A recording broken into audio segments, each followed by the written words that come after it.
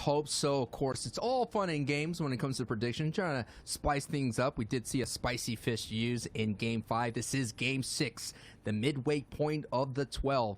And we have tomorrow 6 games at the same time, same bat channel. So if you're wondering when that's going to be, whenever you tuned in, there'll be games here at the FNCS Trios. Later on today, we'll have NA East. But now it is time to kind of put a kind of bow on this day here, Sundown. And the question is, for the players that are, new on the leaderboard that a lot of people are not recognized, is do you wish that you could have kept playing and to a possible, 4 games to close it out because you're so hot right now, and to have to go to bed and then think about it, and maybe you overthink a situation, and maybe you overextend, or you kind of overthink everything and ruin the momentum that you had going. So it'd be interesting to see what kind of trios can regain their momentum or find a new breath of life going in. Yeah, I mean, honestly, they already played the semifinal today, so I think with the games from that plus the 6 games here, that's already a ton of Fortnite being played going through, upwards of 16 games, but brilliant shots coming out from Aqua, just downing Mr. Savage right away. We talk about just that team fire and the pressure that they're able to convert on. Siphon coming over right away as Reason is able to pick that one up. A brilliant wall replace into the arch edit. Will flip it back for the peanut butter edit, and Benji goes down like this was a box fight. No problem there as Aqua gets the final tag as well. And he says 1, 2, 3 strikes, you're out. Not sure what the cricket equivalent is of something about bowling. I'm sure Resub will probably correct me, but brilliantly done there from Aqua, but it feels like finally his opportunity to really stamp a claim on it. We've seen Reason do it, we've seen Noah Riley do it, but Aqua, he's the dual World Cup champion. We've seen him time and time again, the first FNCS trio champion as well. Really need to put his stamp on this tournament so far, on this week 1 qualifier, and he got it right there. All 3 of them falling to his hands in complete control of Doom's domain in game number 6 going over to this trio. And you got to say, the way their day started, Sundown, with Savages and Benji and Lechi were able to quickly eliminate them so fast. But I would have to say, throughout the day, we've been watching that Titan fight matchup kind of unfold, that the day goes to them, especially winning game 6. It's always as you're only as good as your last envelope, and that last envelope is going to have a big time clout class right to close it out. And it's going to be interesting to see how does Benji, Lechi, and Savage kind of recover from this. They are very strong players, elite players. They are elite, but do they have that mental fortitude to kind of, or that pride, will that pride, sneak up on them and kind of let them not listen to Reason, So it's going to be interesting to see how that unfolds in day 2 for Benji. But their day is done. They're going to have to think about it for another 12. I don't even know if these guys get sleep, 8 hours or so. Who knows? I mean, we've seen just how much some of these guys sleep, but right now on board here, we talked about a Kiriachi, Stormy, right? We've seen them be successful in a number of these fights over at Slurpee, and right now, putting some pressure down, but have already lost Rotary. It isn't even 2v2 as Stormy, right, is sitting on elimination as well, so looking, trying to clean up this fight, will be able to convert that knock right away. No shakedown coming through, but a good 160 tag. Again, we talk about making sure you're maximizing the damage, but now, can they close out the 2v1? Players shockwaving in, which seems to me to signal a third party wanting to get involved in this, which could make it dicey. Yes, it is. You can see another team is opting to close the gap right away. So Kiriachi and Stormy, right, rightly so, backing away and being like, no, we're not going to get stuck in this. And they're just going to look to see if they can't catch an advantage. And he does. Insta wall replace into that triangle edit, able to close, and we're going to hop right on over to that Stark Industry initial fight. We talked about Mongrel going at it, and they're all just dropping on his head. They said, nope, we're not going to lose the 50-50 because we're going to bring everyone to the same chest. But unfortunately, that is going to cost them the 50-50 for what is the 3rd time in a row. I believe that's the 3rd time in a row. Yes. They've now gone down over at Stark. So really, really rough for that trio. And I just can't believe that Moraine, Jasper, and Lunef made that change really late in the game, and they were in the top 10. They weren't in shambles. They weren't struggling throughout the day. I think they just decided, they saw maybe a weakness in the game of Mongrel, Mitro, and Taste, and decided, let's go ahead and test that out. This is the opening week 1. We got so many weeks of action here in the FNCS trios that you could experiment. And you know what's going to be interesting? The top 15, they do qualify, but they're still allowed to continue to compete, and they still allowed to kind of condition their drop spot. And that's going to be a very dangerous trio to deal with throughout the entire time. So we're just seeing the seeds of a rivalry being born. We already seen in the NA East rivalries between Bizzle and Zate. Now we have a rivalry between Jaspe and Mongrel's trio. Yeah, and you can see they're really trying to push forward and make a stamp on it. And we've seen it before. The entirety of Season X, MMB, Mitro, Mongrel, and Benji were able to just stamp out Mega Ball. Nobody came anywhere near them. And then the second they get in the finals, somebody showed up with a game plan, add in a little bit of a brute distraction, and all of a sudden you lose 2 out of 6 games, and you're not going to be able to take away the top. And right now, I would say particularly, if you go into a 12-game hyper-competitive format against the top 0.01 in EU, I don't think you will get a major POI uncontested all 12 games. I think at some point in time, somebody is going to come over and drop on you if you're having a ton of success. Or more importantly, particularly if you're at one of those mythic POIs, teams get desperate. They're like, hey, we're not finding the loot we need to find, particularly with the change in chest. If you're not getting the loot that you're looking for and you're not able to kind of get the opportunity, knowing there's guaranteed chest, knowing that kind of appetizer that the vault is there, it's going to bring people over. So yes, we saw just ahead of time, Japse, Lanouf, and Moraine, they controlled high ground in games 1 and 2. Go back and watch the vault. The players on high ground in 6 and 7 zone has been them every time, regardless of where they were dropping. So the fact that they then want to take the fight to what some people say is one of the best trios in the world, but honestly, I think Mitro, Mongrel, and Tayson are exploitable early.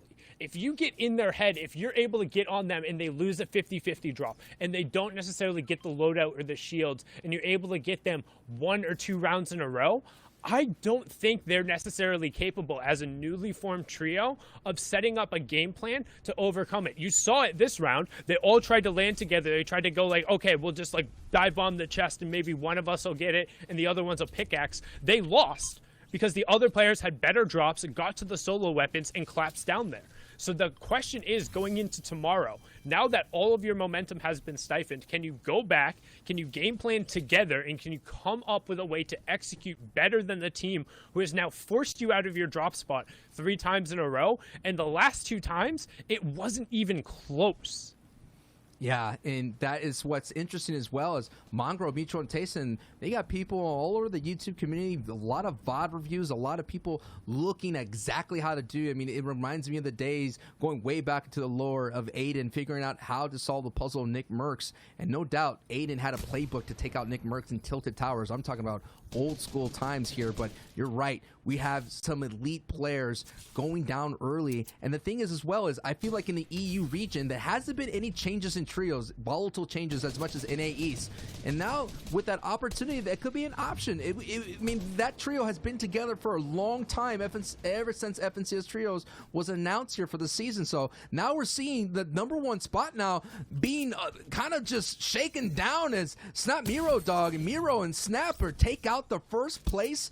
One of them, wow, unbelievable, as already first place is taken down. Of course, this is only first place in the halftime portion here.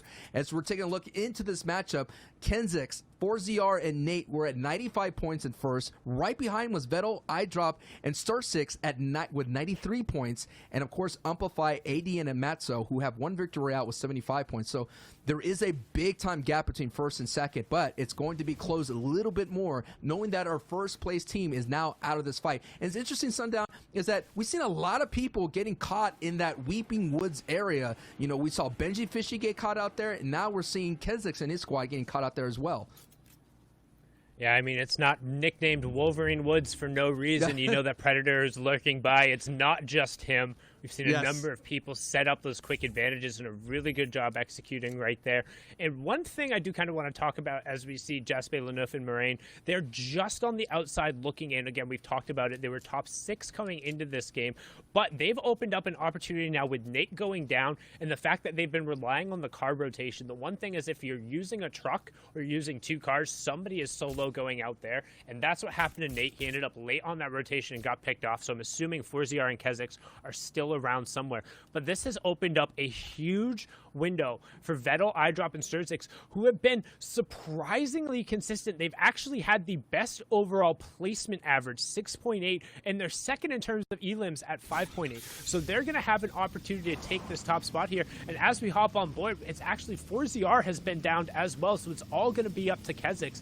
However, again, we've talked about it, kind of those amazing solo efforts. The boys did a great breakdown of Mr. Savage's effort there. Nate had one earlier where he was solo from super early on, ended up getting, I believe it was a top 8 or a top 9 placement. So Kezix, with the one flopper and with the truck, has a little bit of leeway, but I mean, this situation's looking grim.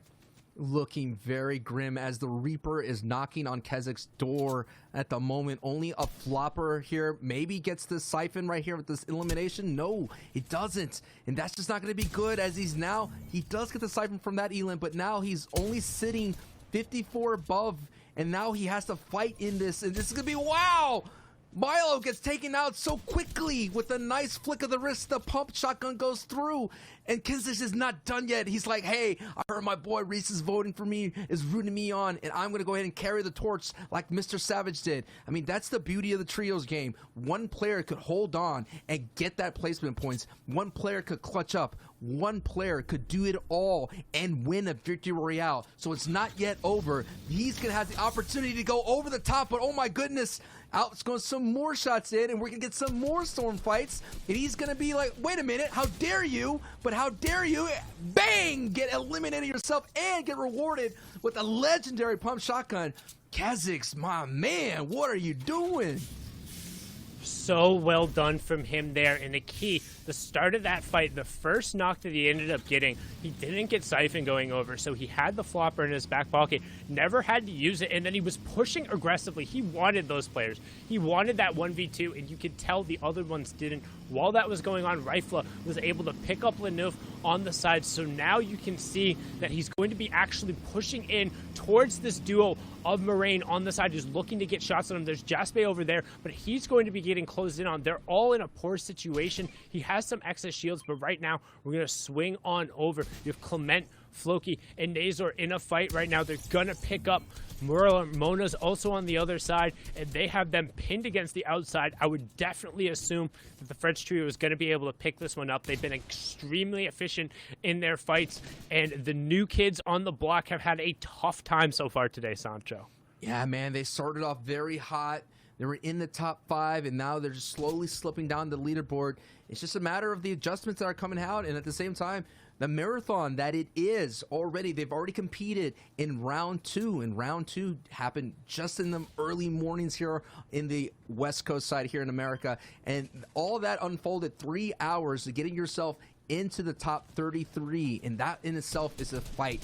So seeing all these trios compete is a win in itself. We're like 0.01, like you mentioned, Sundown, of the top high quality play here of the FNCS competitive, and they're all represented right now. Thomas HD doing really well. We did see the zone did favor their side as they do land in dirty docks, and we had a nice replay package showing how they were able to recover despite going down very, very early. So looking at it right now, Enos has a strong weapon output. He has the purple shotgun. He has some harpoons, which we haven't seen too much of the harpoon play, but in harpoons and trios allows teams to kind of scorpion their way and grab loot that's out in the distance. Of course, as always, shouts to Clay Staling with the Clay Classic to being a very offensive. But also we saw Noosh out there in the DreamHack was able to get some nice pressure, being able to break through fresh builds with the harpoon. So it's going to be interesting to see how Thomas uses it. I think on that queue, I believe he may have dropped it, but still, it's something to keep an eye out for as we're going forward.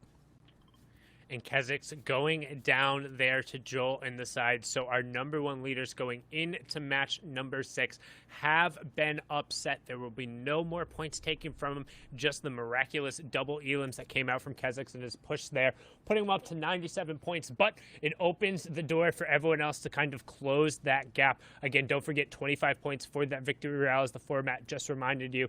Each elimination coming through as a point. So if you're able to push forward, again, in trios, generally you'll see at minimum you'll have 5 or 6 eliminations coming out from that top team. Seeing 30-point swings come through is not unreasonable, making anybody who is in kind of that top 10 right now right within striking distance of that #1 spot as we get a wider look at the lobby.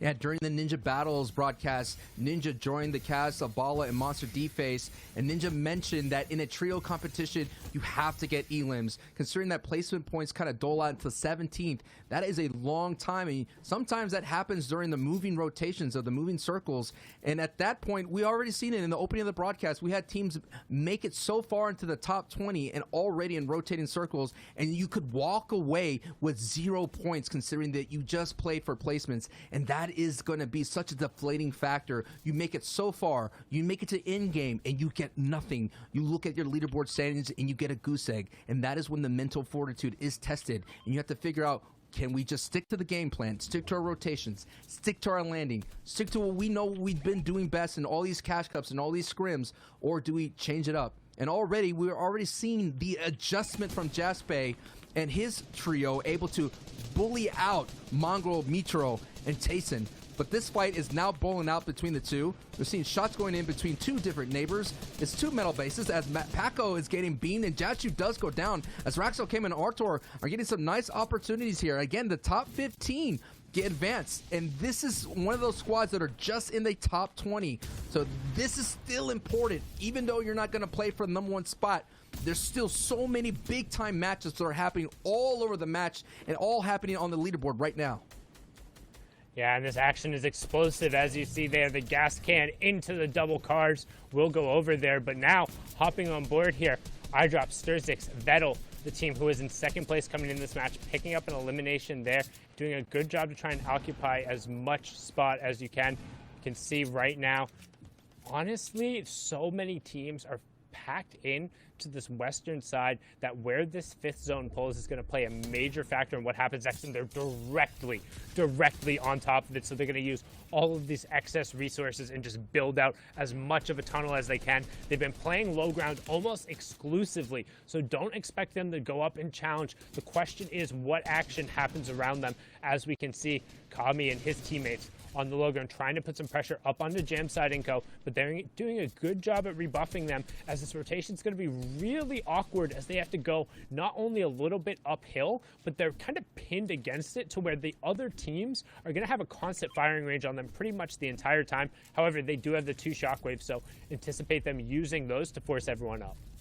And it looked like it was iDrop that was able to eliminate Razon right there. So we're seeing the top 2 inflict damage to the 20th here in the leaderboard standings, as we're seeing right there that was a strong squad of Aiken still up doing their deed. Now we're seeing everybody kind of jockey position, trying to find an opportunity. The Catacombs are all coming out. ADN, Umpafly, Matzo, a strong showing today, racking up a victory royale, sitting in the top 3, and they have the ability just to close the gap a little bit. It's still going to be so vital. Game 6 is just as important as the next one that's coming up. We have 6 games tomorrow, and you want to go in having that good time feeling. You want to put your head to the pillow, knowing that you did really well, knowing that you got a victory royale. And the ADN, Amplify, and Matzo, who no one's picked here at the broadcast booth, no one has picked them to be the winners of the first opening round 3 here of week 1.